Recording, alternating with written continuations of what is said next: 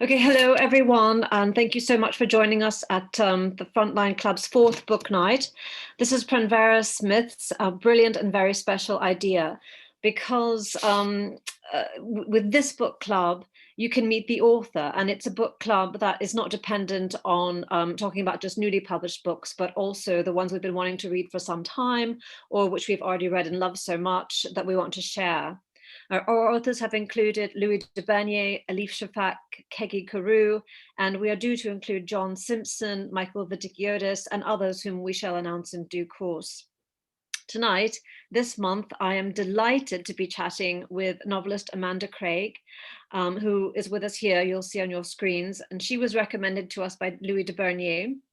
We're going to chat about her latest novel, The Golden Rule. But as ever, for some background research, I have read her previous book, The Lie of the Land. The Golden Rule is now on paperback, but I have it here in hardback. The Lie of the Land was chosen for Book of the Year by 6 national newspapers and serialized as Book at Bedtime for Radio 4. I would have liked to have listened to that actually, but even more, I'd like to see it as a film or TV series. I can imagine like Keeley Hawes as Lottie, but we can talk about that later, Amanda. So Amanda Craig is not only a novelist with 8 novels, including this one, and a novella under her belt, but also a short story writer and a critic who contributes regularly to The Guardian, The Observer, The Telegraph, The Spectator, and The Independent. She was children's books critic of The Times for many years and still reviews children's literature for The New Statesman and the TLS. Her novel Hearts and Minds was longlisted for the Women's Prize, and she won the Young Journalist of the Year and the Catherine Pakenham Awards when she began her career in newspapers. Amanda, welcome, and thank you hugely for joining us. It's such a pleasure to be here. Thank you for asking me. We have a good crowd here via Zoom, and though I'm so looking forward to having future events in the atmospheric surrounds of the Frontline Club just near Paddington, these will also, of course, be Zoom enabled to allow the widest possible audience. And as Amanda and I chat, I'll aim to feed through questions from the audience. But please bear with me, I've not yet mastered this, as I'm sometimes too focused on the author, and I'll do my best. But please, I ask the audience, please ask questions. I encourage you to be brave and ask even something that you think might be too mundane, because it might be something we're all wanting to ask ourselves but are too scared to do. So I'll tell you a little bit about The Golden Rule, which was inspired loosely by both Beauty and the Beast, particularly Jean Cocteau's exquisitely sinister version, and by one of my favorite tales, Tristan and Isolde, and by Patricia Highsmith's Strangers on a Train, which I haven't yet read, but now really want to do. And coincidentally, when we were talking to Kegi Carew last week, her dad knew Highsmith and met her socially, and one of Highsmith's characters was based, I believe, loosely on Tom Carew. The Golden Rule, set in Cornwall and partly in London, and awash with beautifully evocative but also very honest descriptions, for better and for worse. The Golden Rule centers its story around young mother Hannah, formerly in advertising, straight out of uni and into a very promising career. Hannah, a working class girl from Cornwall, falls in love with a colleague from the other side of the tracks, as we say in America. They have a baby, and as with many other women, she finds herself the person of the two to give up work to look after the child, while her husband, Jake, goes on to fulfill his ambitions and sadly quell his libido with a woman called Eve. When we meet Hannah, she and Jake are in the midst of divorce, and Jake is being rather difficult about it all, leaving Hannah to fend largely for herself as a cleaner, and trying to make up the precarious gap between absolute penury and getting by. But when her mother succumbs to cancer, Hannah finds herself drawn back to Cornwall, to her extended family, and to the town she couldn't wait to leave.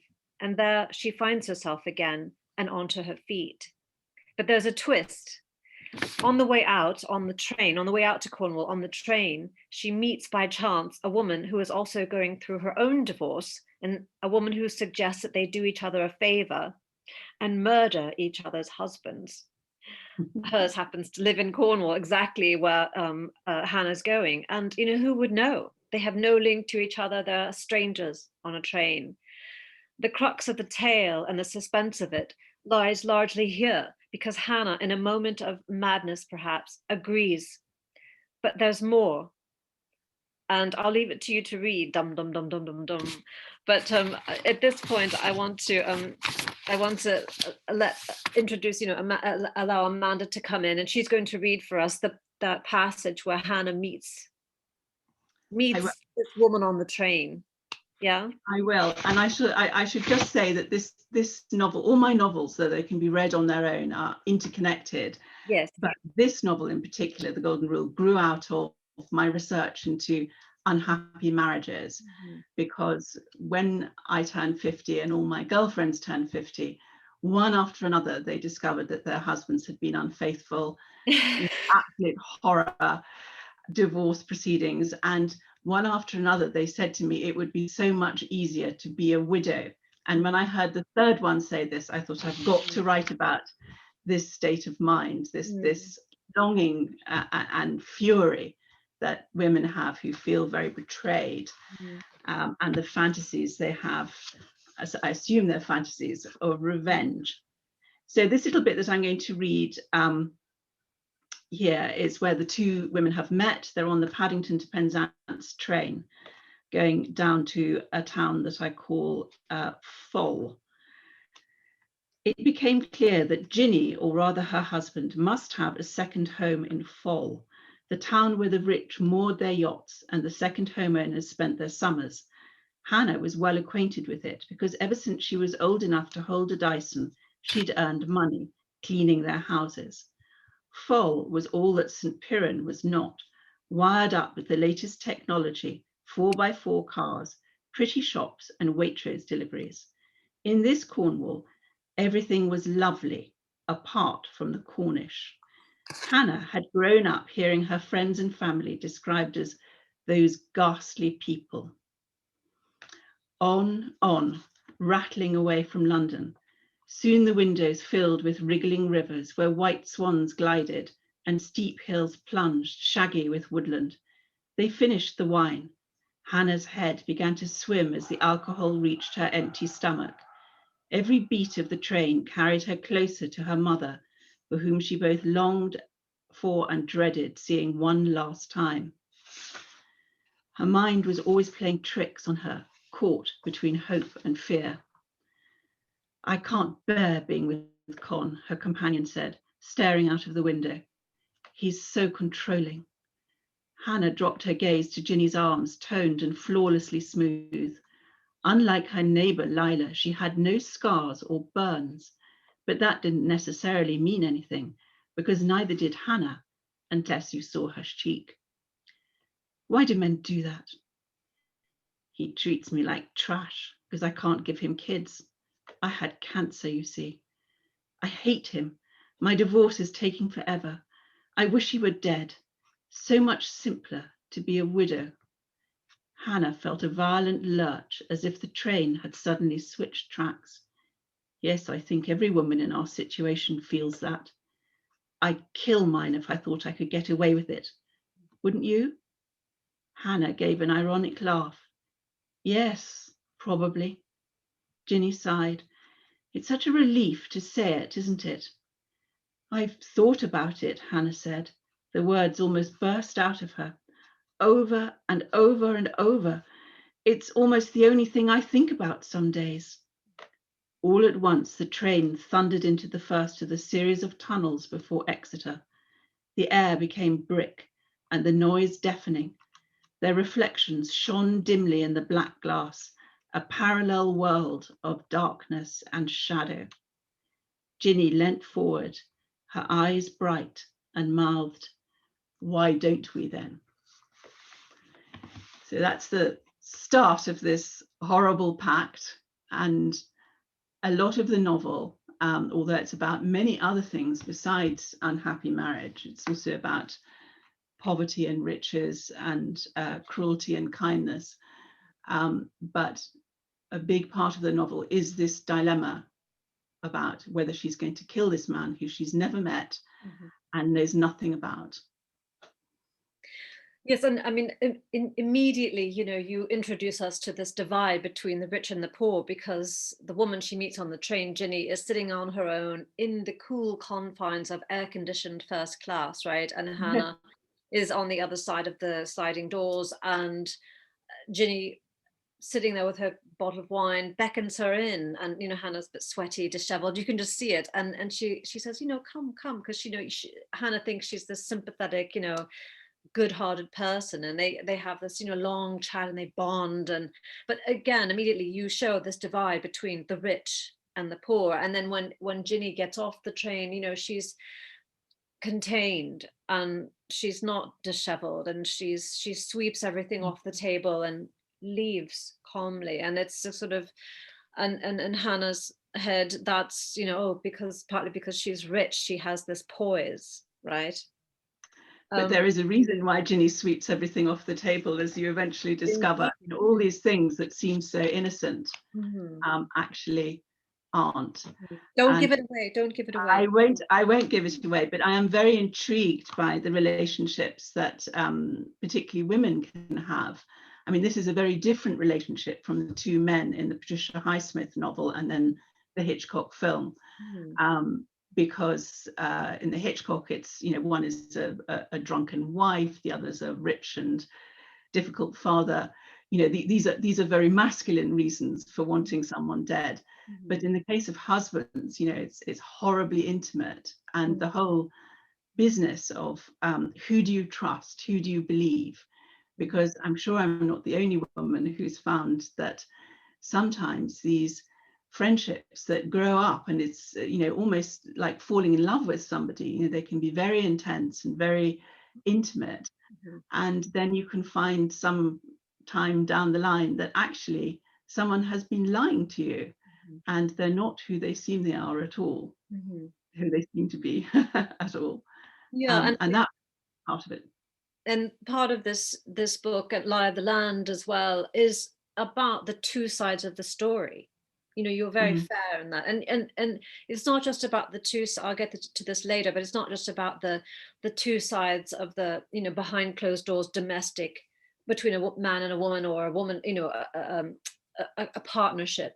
It's, you always give the two sides of the story, and let each person or each party tell their story, and neither one nor the other is necessarily at fault. I mean, as a reader, it's very, you have that magic touch of being able to allow us to sympathize for the kind of the bad guy, or the woman who, or the person who is the antagonist. We do feel some sympathy for them, and that's a very special gift as a writer, to be able to generate that feeling in a reader. Yes, I hope so. I mean, one of the things that I think fiction can do is make you perhaps a bit more empathetic, and to think about what is the truth. But in the end, because this is, that's a literary novel, it is also a thriller. In the end, there is one truth, and it's absolutely horrible when you discover what it is. In fact, it's potentially deadly. So I did enjoy tightening this screw the whole way through. Indeed, yeah. So let me talk a little bit more about this. I would say they are thrillers and they are literary, and but they're very, they're page turning. I enjoyed sitting down with them every night, and having like tea, or Friday, Saturday gin tonic, and winding and getting lost in them. And these are both what we might call domestic novel, because there are many ways they deal with issues at home, as I mentioned. And by this, I mean not necessarily the four walls of a living room, but also more generally, as we use the term in publishing, the novels reflect what's going on in our country. though the Golden Rule was only just published last year, or 2020, and in paperback on 29 April this year, it was written in 2017 to 2019 and reflects in the narrative what was going on in this country politically, that is with Brexit. And you handle this deftly and confidently and fairly, I think, given both sides equal measure. And the Mail on Sunday calls the Golden Rule a state of the nation drama. And Philip Pullman is quoted as saying, I mean, I've got the publisher sent me, pages of quotes. I mean, it's amazing. And Philip Pullman is quoted as saying, "There's no one I trust more to tell the truth about the way we live now." And Jonathan Coe says, "You anatomize the state of a nation with wit and empathy." I mean, there are reams more quotes. Those are just 3 that I've pulled from here. But I wanted to say I went to relatives in a small village in Devon a few days after the referendum vote here in London. And I can tell you, it was certainly an eye-opener for me. I mean, the difference of opinion was absolutely profound. And do you want to tell us a little bit more about this when you were writing the Golden Rule? And because you live between London and Cornwall yourself, so both sides. Extreme West Devon, we're almost in Cornwall. Yes, Sorry. well, we knew that Brexit was coming, and we knew that the Leavers were probably going to win, and that was very painful for us, as it was for a great many people, because we had one vision of what this country was like and could be like and should be like. And we discovered to our amazement and horror that all these people outside London and the metropolis had a very radically different view. I am extremely against this idea that people who voted Leave are all racist or stupid or even badly educated. I think that most of them are perfectly decent people, but they have a very different perception. Some of them, of course, have suffered terribly from austerity. They thought that it was because of immigrants that they couldn't get school places and hospital appointments and all the rest of it. Mm-hmm. And some of them are terrified at the idea of the beautiful British countryside being full of new houses, because they know that we don't have enough houses. They can't get housing themselves. Mm-hmm. And it's just a real hot potato. It's excruciatingly painful. Mm-hmm. The problem is that I feel for these people very much as a person, but as a novelist who's fascinated by this kind of thing, I sort of rejoiced. I had these plots just plop into my lap. Mm-hmm. I didn't want to take sides. People like, I think, Jonathan Coe, who's someone I admire deeply as a novelist and a comic writer, he, like a lot of people who live in London, is so pro Europe that I think he couldn't really be as fair as I've tried to be. Mm-hmm. And it's even worse in Cornwall, because again, Cornwall has this extra wrinkle of the fishermen. We've all been reading about that recently, and they really don't have enough housing. So I was very fascinated with the idea of having my heroine as someone from one of these poor Cornish fishing towns. It's not a lovely town. There's this kind of, again, just as there's a pull between London and Cornwall, there's a pull within Cornwall between this town that I call Foll, which is basically Foy, mm-hmm. and this town that I call St. Piran, which is basically St. Austell. And St. Piran is terribly ugly, and it's where all the ordinary people now live who can't afford to live in the kind of pretty, picturesque fishermen's cottages that have been bought by rich Londoners and titivated up to the nines. Mm-hmm. So the more stress and tension there is between communities in a novel, the more interesting I hope it becomes, because almost everybody has a line into this, including people who live abroad. This is not just a British issue. Anyone who lives on a European coastal town, or even a coastal town in a beautiful part of India, can see this happening, mm-hmm. that they lose what feels like their birthright. Mm-hmm. That's very stressful. I mean, when I first started reading this, and you were more sort of, the first part is sort of more heavily weighted towards the kind of this Brexit stance, the pro-Brexit stance. And I thought, wow, how can she write this? She's going to alienate half of her audience, because she's so pro-Brexit. And I realized, later, as you then give the other side of the story, that, you're just such a skilled novelist that you had me believing that, you believed in, but you're giving the point of view of your characters, and then you give, and the other, when I was reading the other hand, I thought, oh, she isn't pro-Brexit, but then I think, no, Kelly, it's not about what she is, it's what her characters are, and so that is, one reason I really loved it, that you gave each side, equal weight and, equal importance, and you showed us the various arguments of it, and with, nuance and real feeling and real understanding for both sides of the story. So I wanted to talk about, as you say, St. Austell and Foy, the divide. You say on page 94 of the Golden Rule, the rich are different. Let me just find it here. Oops, I put my glasses on. Sorry, I got my contacts in today. You say, or Hannah sort of says, the rich are different. Precisely because they have more choices. People loved to pretend they were above money, that it was sordid and evil, but it was only so if you lacked it. If I had just £1,000, Hannah is thinking, I could afford a lawyer to fight my case, Hannah thought, staring out the window as the countryside rewound itself back to London. If I had £5,000, I could move flats. If I had £10,000, I could pay off my debts. Every £5,000 was another rung in the ladder that was missing. Rent was what was draining the lifeblood from her generation. In every part of the developed world, housing had become a problem. But now the city that 10 years ago had prided itself on being the international leader had become a place of sinkholed streets, buckling bridges, and burning tower blocks. She was returning without anything but the knowledge of her mother's death and the ignorance of her father's identity. Actually, this is a theme that also runs through The Lie of the Land, about the identity of fathers. And but again, you've nailed this. It's so topical. Like Simon Cooper writing in the Financial Times, how the middle class became downwardly mobile. And then there's an article in the Times from Charlie Gowans Egland, and I don't know how to say her name, Millennials Without Money, That's Not Me, I Don't Have Rich Parents. And I saw that piece.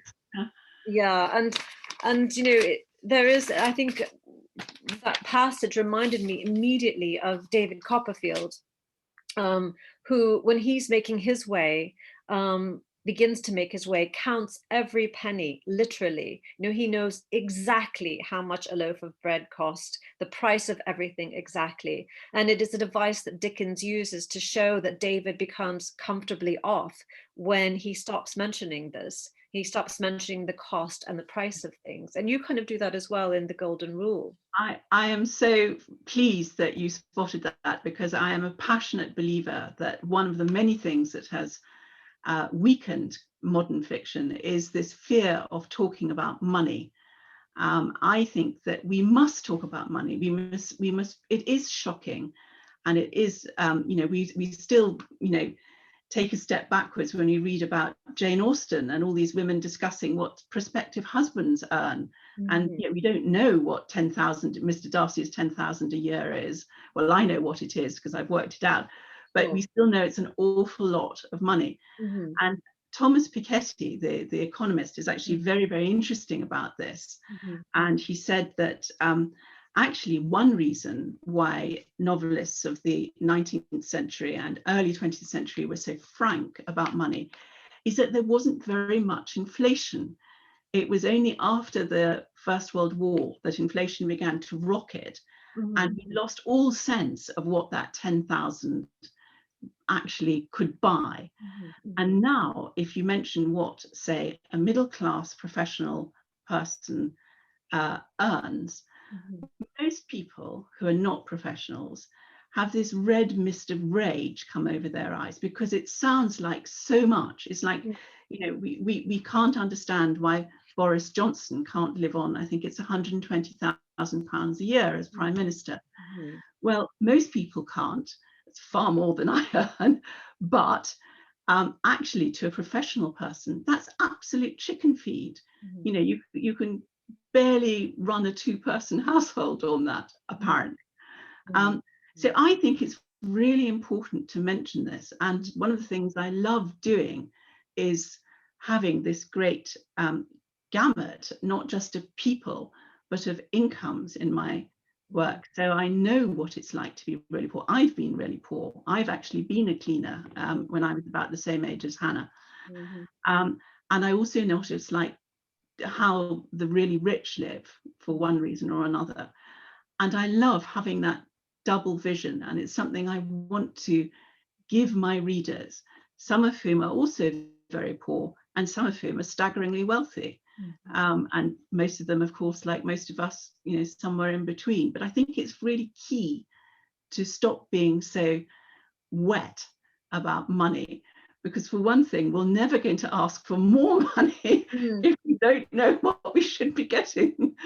Well, yeah, I mean, I used to say to some of my female colleagues in publishing, you know, when I started out as a secretary, and my boss was lovely, and he's still like an uncle to me, and I would say to them, go and ask for a pay raise, you know, or rise. And because I said, the boys do, they go in and ask for a rise, and the girl's like, oh no, I can't. I said, just go and ask. What are they going to do, fire you? You know, the worst, they'll think, oh great, you know, she's ambitious or she knows her worth. I said that it shows, puts you in front of them. I said, just ask. If you don't ask, you won't get. And I also, like you, I've been a cleaner. My first ever job was a cleaner of my neighbor's house and all of her knickknacks. But also when I was a little bit hard up at one point, I cleaned offices as a second job. But you know, the money, I was speaking of money, I began to tally this up, and the money you mentioned, the money that Hannah makes from her cleaning jobs, plus benefits, plus money she gets from Jake, is more than most starting level salaries in publishing. So I can assure I know. yeah, because I recently saw a job advertised for a commissioning editor for a small boutique publishing house, calling for somebody with experience with a salary of £30,000. This is in London. You know, entry level salaries in publishing 20 years ago used to be 17 or 18,000 pounds, and I know for a fact that hasn't gone up much since then.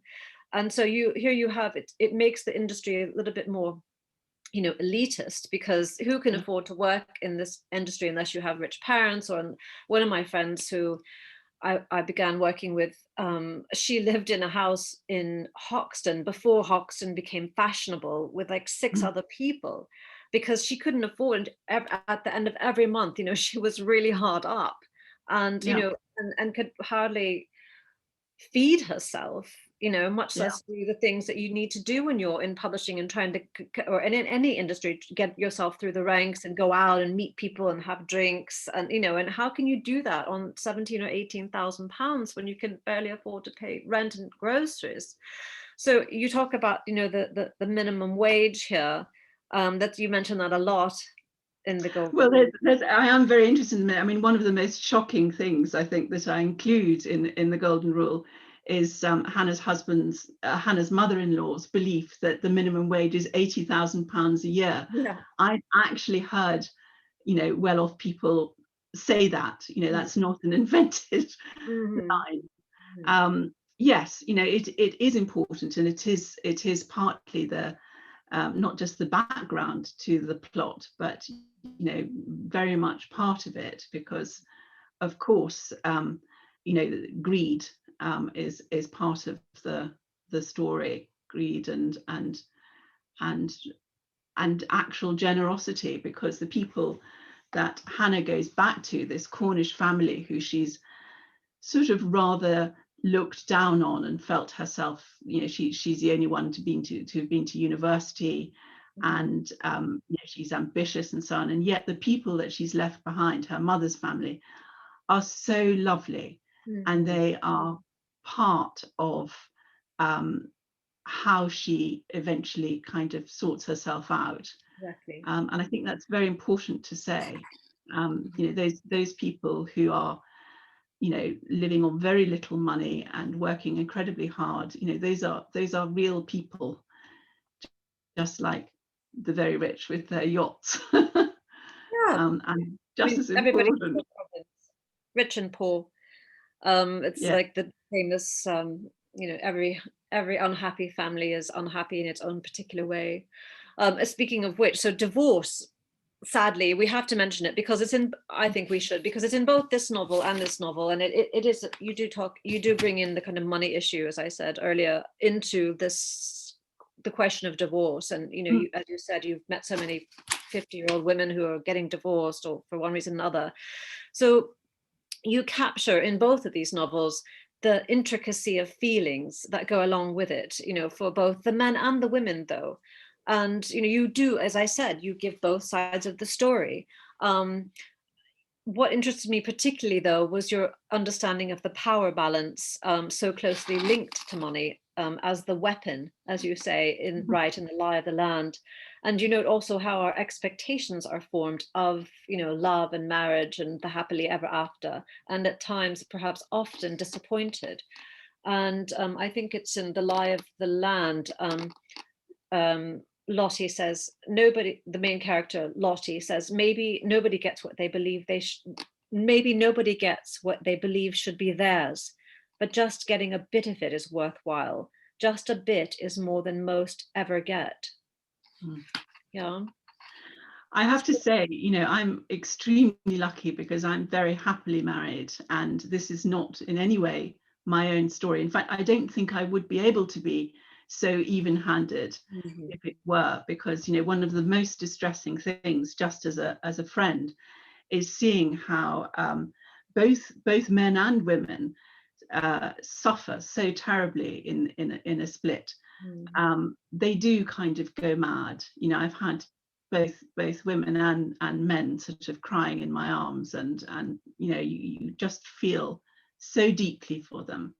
Even if you can see exactly where they went wrong, you think, you know, we're all human, we all and it is the great problem, and it's something that I'm afraid a lot of fiction kind of misleads people, and that's another theme in The Golden Rule, because Hannah has read not just too many books, but too much Jane Austen, and she's taken Jane Austen as a kind of roadmap for her life and believes in it. And I've certainly met many readers who do the same thing and think that, you know, all you need to do is meet a rich man, or perhaps just your soulmate, and everything will be perfect. And it never ever is. But I'm not a believer in writing novels that make readers feel worse at the end rather than better. So I am also myself writing a kind of fairy tale, because things do work out. You know, this is partly a novel about stories and which stories you believe, but also which stories you kind of model your own, you try to model your own existence on. I mean, you say in The Golden Rule, when you're talking about the Cornish decision to vote for Brexit, head over heart, I mean, heart over head, right? And I think that is a theme that runs through your novels, the two that I've read. Though ultimately, I found that, in fact, head does rule over heart. You know, that they find their balance. You know, you see these characters, your characters going into a situation, you know, head over heels in love or whatever, and it is their heart that's ruling their head. But eventually, when the dust settles, it is their head that takes them out and gives them solace, right? Well, you do need to find a balance, but I have to say I am one of the people who always cries at weddings, not out of sentiment, but really out of fear for people I care about, because both men and women risk so much when they do go through this ceremony. I mean, you can only do it really in a cloud of unknowing. You don't really know, of course, what the future is going to bring, but women certainly risk their health and their lives if they're going to have children. I mean, you know, I I think I have Hannah say that, you know, childbirth is women's equivalent to going into battle. You may die even now. And men certainly risk, you know, their sanity, their professional lives. You know, they too have terrible sacrifices that they're probably going to be asked to make. So I do think that everybody should read fiction, but they should read it partly to think about, you know, what it is they're going into, because the more you think, perhaps the more clearly you can see a way through. Although to believe that is to fall into the same trap that Hannah does. I mean, yes, I agree with you, but what do they say about second marriages? It's the triumph of hope over experience. So, I mean, but there are many happy second marriages and even third marriages. So that is a difficult thing. It's true. I once met a woman who she was great fun. She was an American woman who'd been here for years, and she was on her 5th marriage. And I think she used to smoke. I believe she smoked. Her name was Val. And she said, Kelly, it took me 5 tries, but I finally got it right. And, you know, she was with this chap for over 20 years, and they were, you know, blissfully happy. So I thought, oh, good for you. But you don't always find, I mean, happiness isn't just about getting married. You know, there are all different ways in which people can find satisfaction and solace, and you know, it is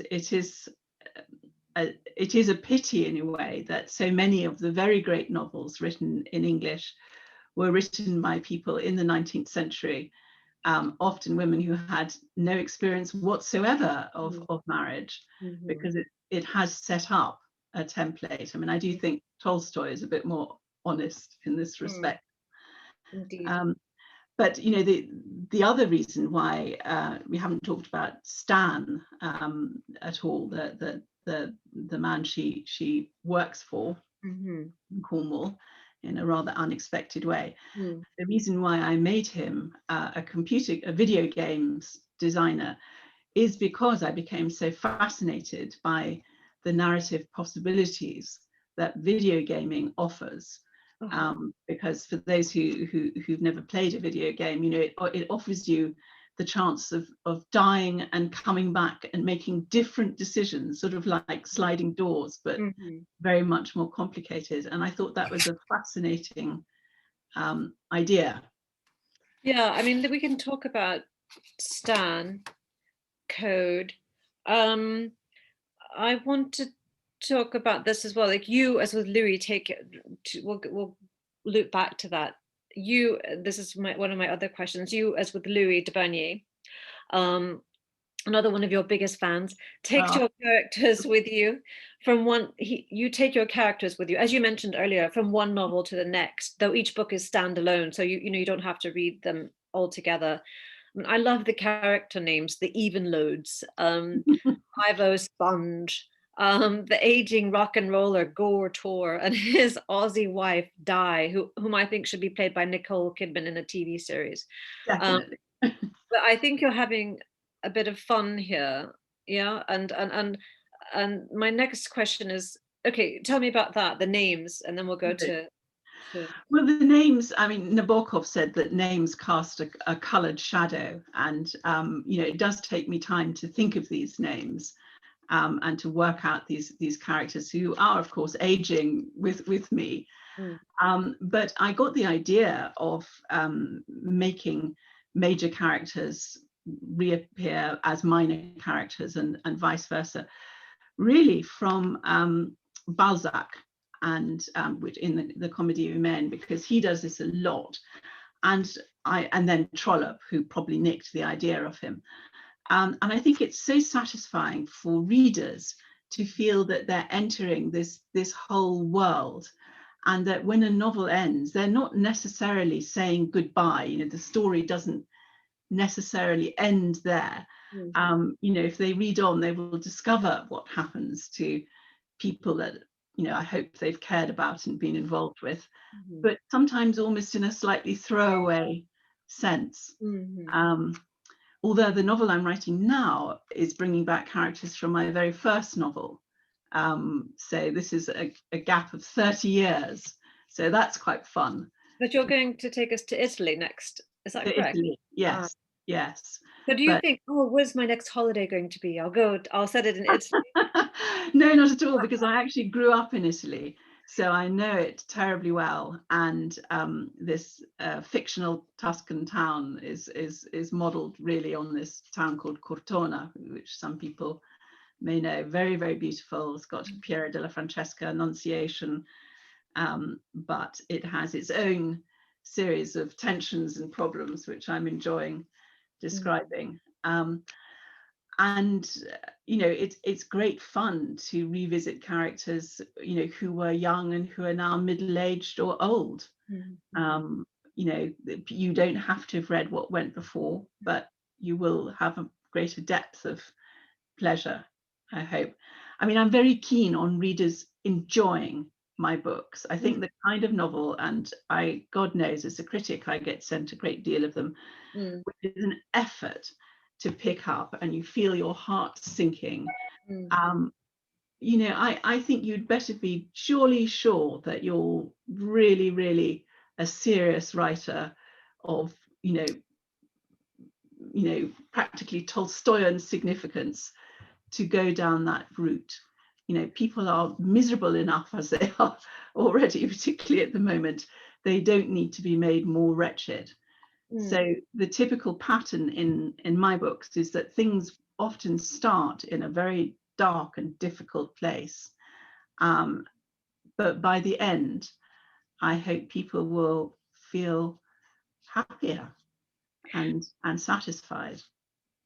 Okay, so this leads me to a question that we have from one of our audience. Alexander Stewart asks, what adjectives would you hope your readers will take away in their minds after reading this book? Gosh, adjectives. Well, it could be, so many. I hope incisive, exciting, profound, witty. People will take all sorts of different things from a book. Reading itself is a creative act. So what you get out of my books and those of many, many other people depends partly, at least, on you and your life experience and your imagination. So let me take us back again, though,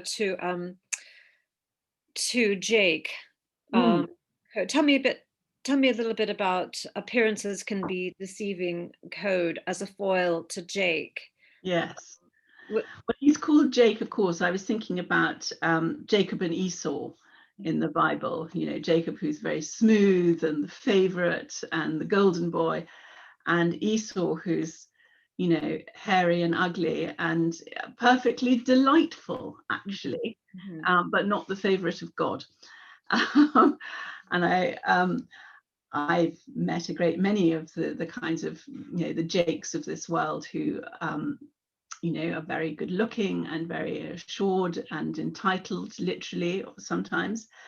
And they can be thoroughly nice people, but more often than not, I find, if someone has been given almost too much at birth, they certainly tend to be less capable of empathy and imagining what it's like not to be them. We have, in fact, in our present government, a great many of these people. And, the trouble is, even if you've got a good heart and a good upbringing and all the rest of it, just not to know what it's like to have to live on the dole, or benefits, as they're now called, is you can't imagine how grim that is. You can't, I wouldn't have known what it's like to have that life. I wouldn't have known what it's like to live in a council house flat had I not done this myself. One of the things that is my absolute touchstone as a fiction writer is Tom Wolfe's wonderful essay that he wrote, Stalking the Billion-Footed Beast, in which he described how Zola came to write Germinal, which is all set in this ghastly, nightmarish mine. And he discovered this tiny, blind pit pony working in the bowels of the earth. And the pit pony is like a kind of metaphor for the miners themselves.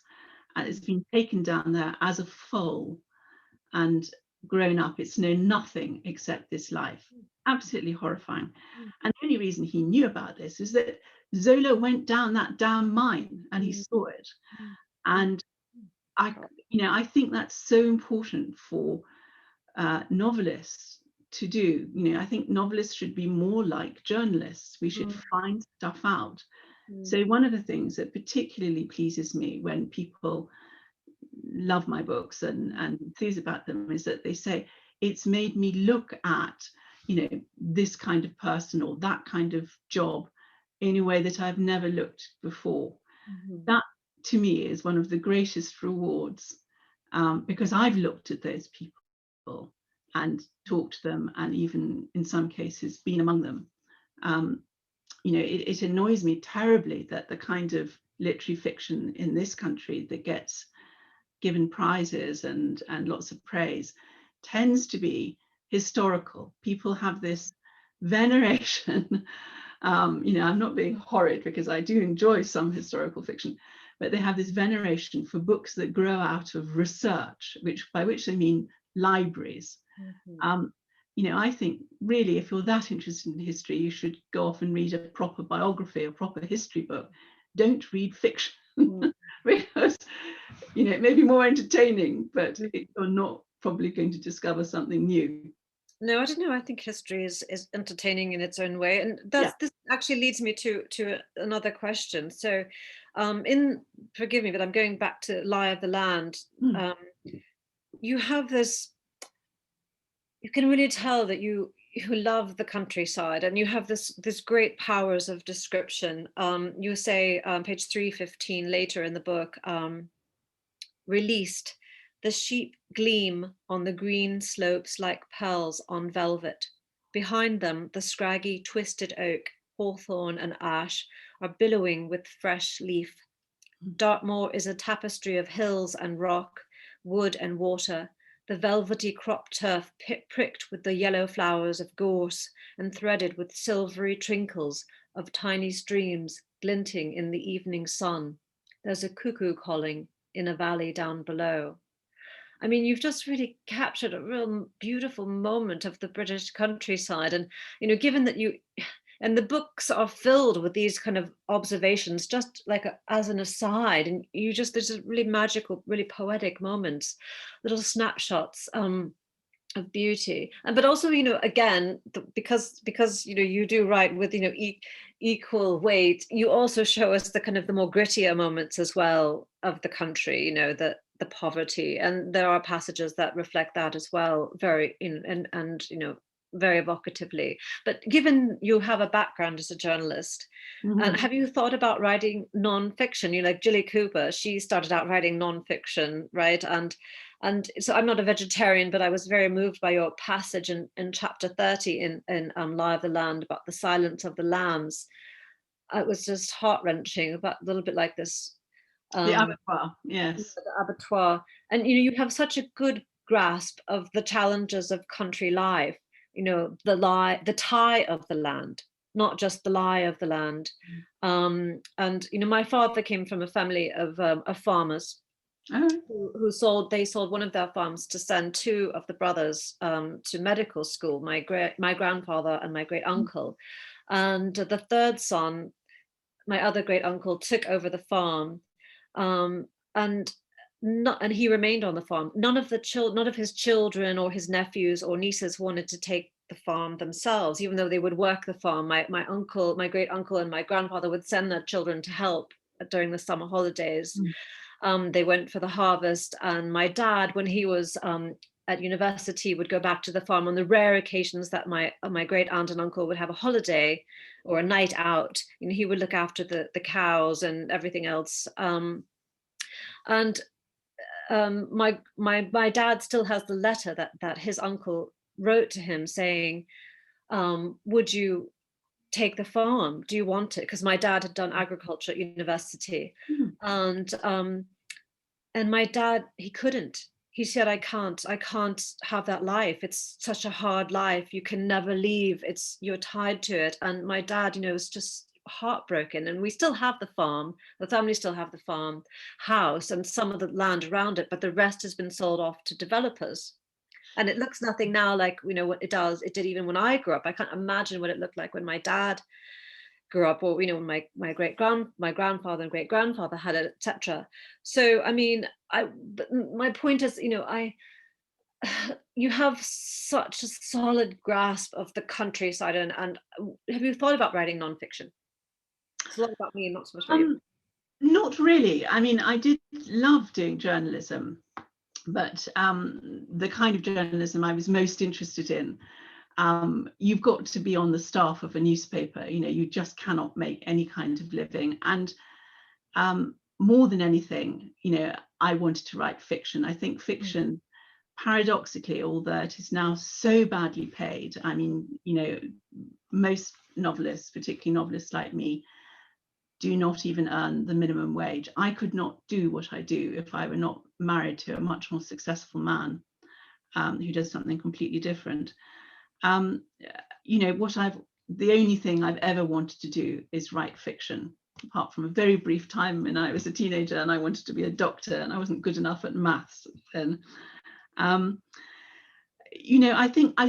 hope that fiction is what lasts. I mean, we don't tend really to read the journalism and the non-fiction of 100 years ago, but we do still read the fiction. I mean, I hope perhaps people in 100 years' time can read my works and think, that's what it was like to live in the late 20th and early 21st century, and maybe they'll enjoy it as well. Who knows? Well, speaking of which, I mean, I hope they will be reading this. Speaking of which, we have a question here from an anonymous attendee. Will you be writing about Boris Johnson's Britain? And if so, what? But you already have written about. I already have. I mean, the golden rule is absolutely, a millennial who's grown up, who grew up, when little under Labour and is now suffering under the Conservatives. Again, I don't want to take sides too much politically one way or another, but I do have utter contempt for this lot. I think they are particularly useless, incompetent and cruel, but you don't need to hear that from me. You can read that in the newspapers. So another question from the audience is, who is your favorite of all your characters and why? Of all my characters, well, I am very fond of a character in The Lie of the Land who I'm bringing back in the new one called Zan, who is a mixed race young man. I do love him. He's very idealistic and a bit clueless, but very good-hearted. It is lovely writing good people. But I also very much enjoy writing about monsters. I enjoy the more awful and rude and selfish and wrong-headed characters are, the more I enjoy writing them. It's a bit like letting your own monster out to play. And so I did very much enjoy, for instance, writing the character of Jake.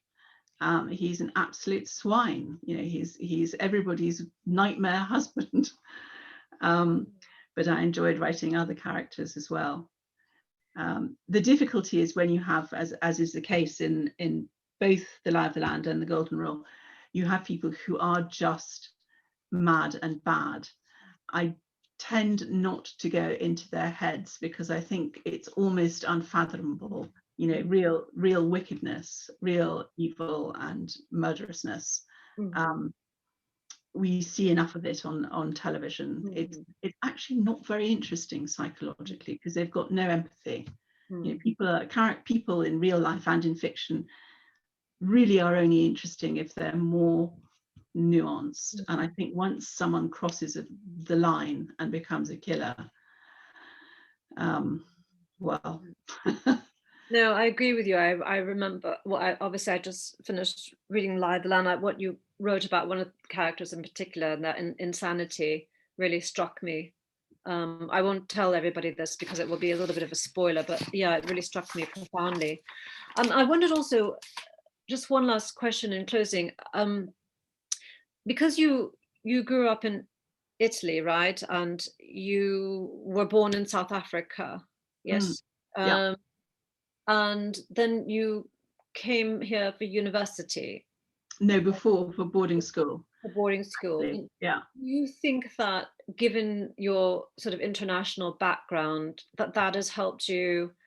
I mean, during breaks from school, did you go home? Did you go Yeah. back to Italy? And I mean, do you think that you have a kind of insider outsider perspective of this country because of that experience, and that informs your writing as a result?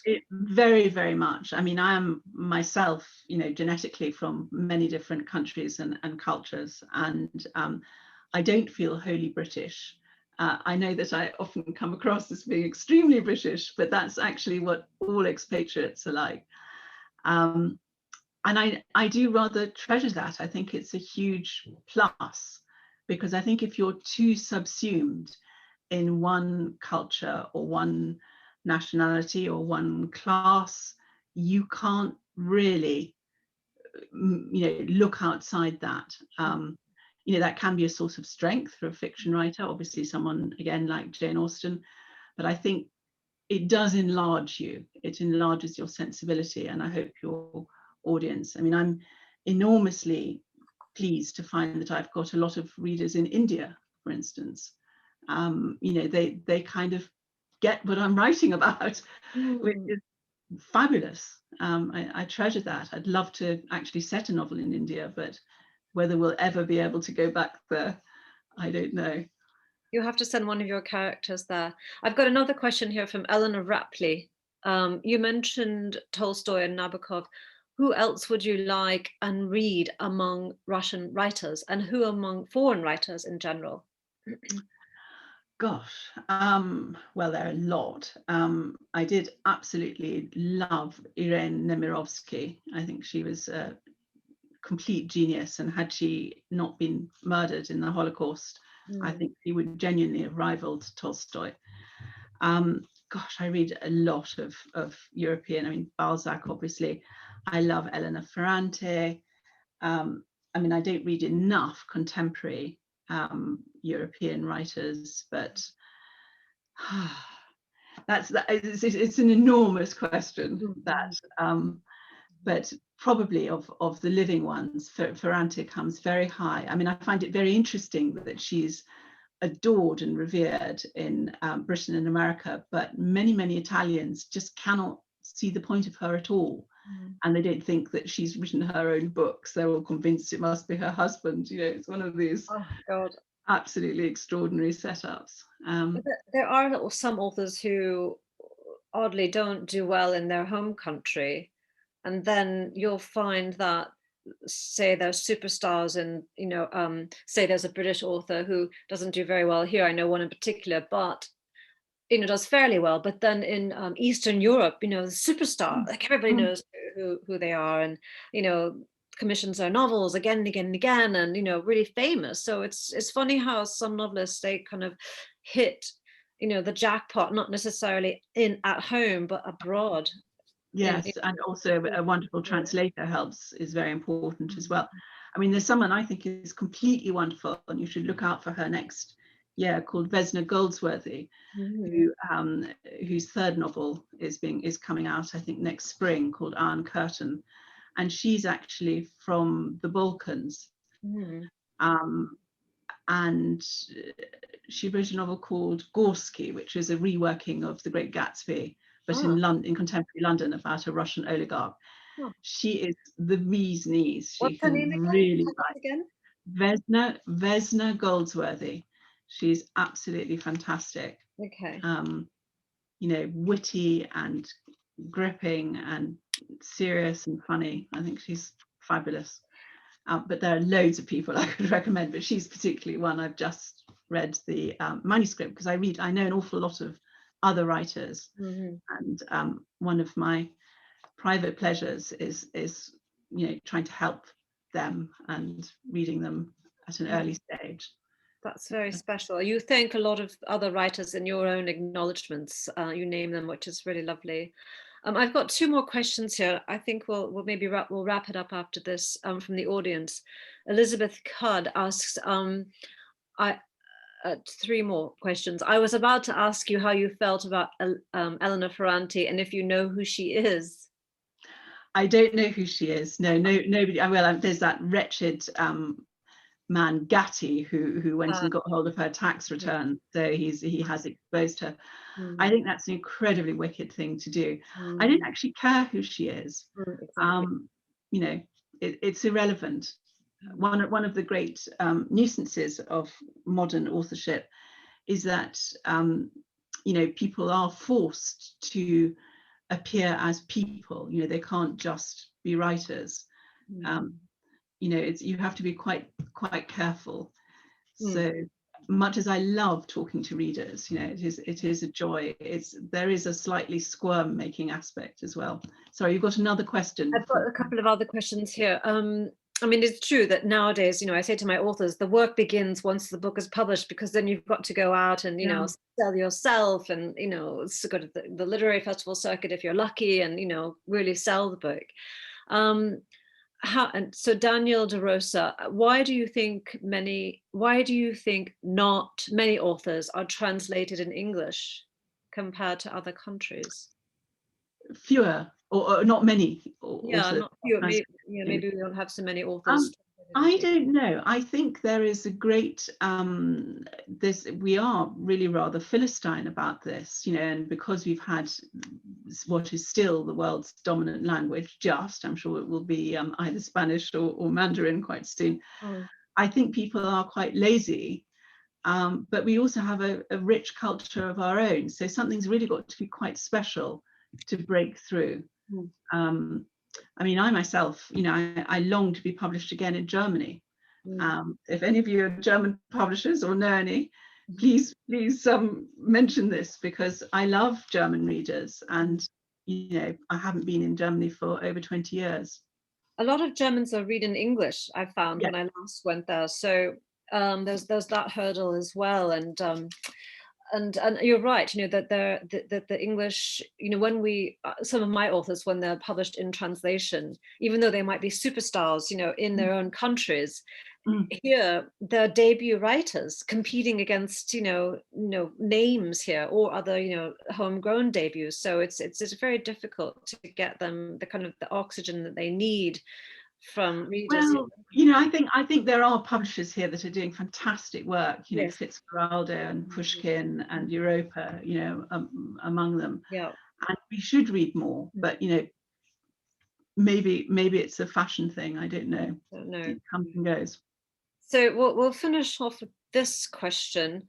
This is anonymous attendee, can you tell us a bit more about the thoughts behind the title of The Golden Rule? It seemed to have loads of meanings and implications. And I wanted to also ask you as well, as a finishing, like the cover. Well, it's Cornish wear. Right? People who, yes, no, that was my idea. People who know what Cornish wear is like, it's this beautiful blue and sort of slightly off-white china. Well, the Golden Rule is, you know, at the basis of all, basically all world religions and all moral codes. It is do as you would be done by.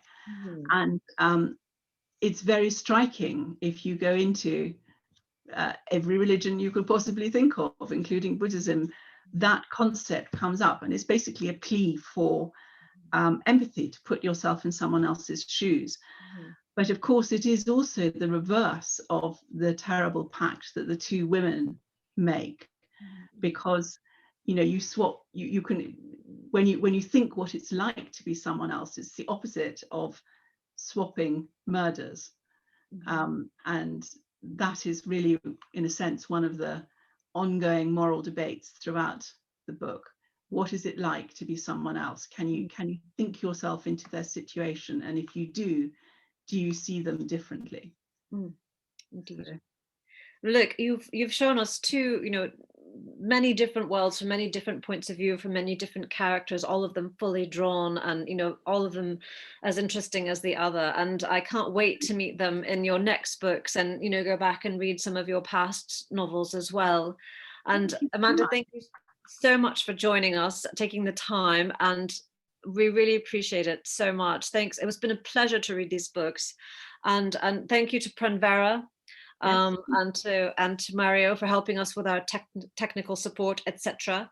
And thank you to our audience. Please do join us next time when we chat with John Simpson about his latest novel, Our Friends in Beijing. And Amanda, thank you again, and I'll say Ave atque vale. Thank you so much, Kelly. It's been an absolute pleasure, and thank you everybody who has watched this and contributed questions or read the books or is going to read the books. It's a delight, and I hope you all enjoy it.